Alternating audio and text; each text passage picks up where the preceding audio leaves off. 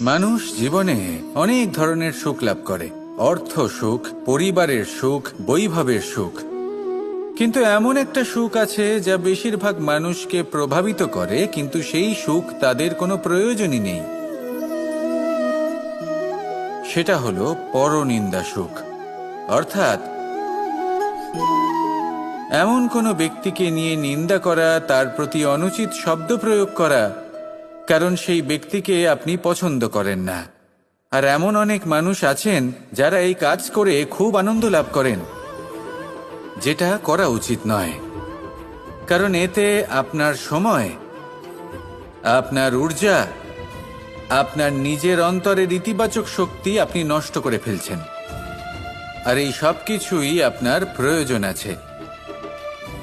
যাদেরকে আপনার পছন্দ নয় সেই ব্যক্তির বিষয়ে কথাই বলবেন না। সেই সব ব্যক্তির দিকে